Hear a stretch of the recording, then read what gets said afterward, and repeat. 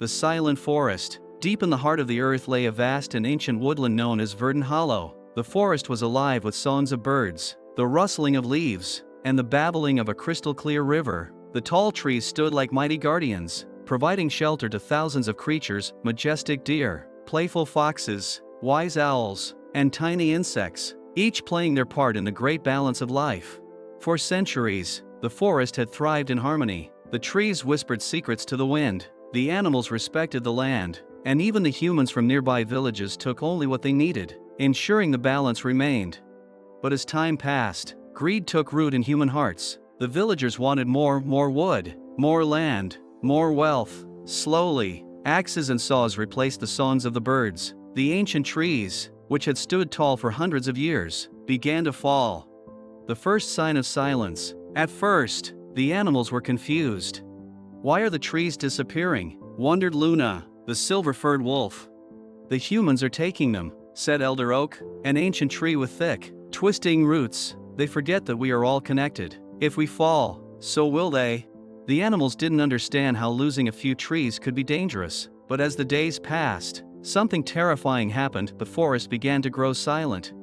The birds, who had lost their nests, stopped singing. The river, once filled with fish, slowed to a trickle as the trees that held the soil together vanished. The wind, once free to dance through the branches, now howled with sorrow through the empty spaces.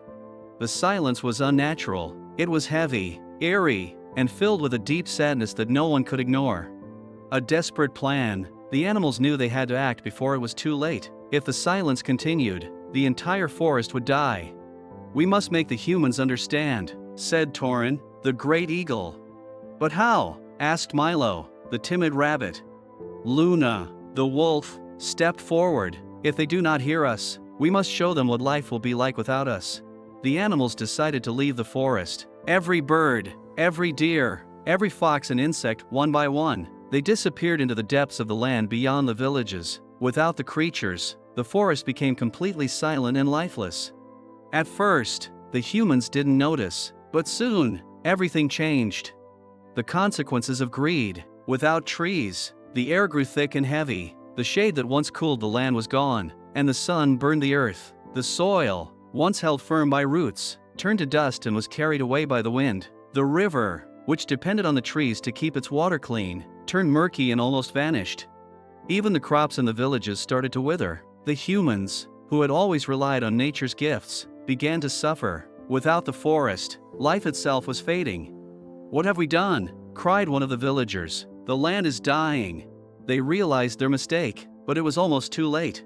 Restoring the balance, determined to fix what they had broken, the villagers stopped cutting down trees and began planting new ones. They called for the animals to return, but the forest remained silent. Would they ever come back? For weeks, the humans cared for the land. They planted saplings, cleaned the river, and protected what remained of the once great forest. And then, one morning, a single bird sang again.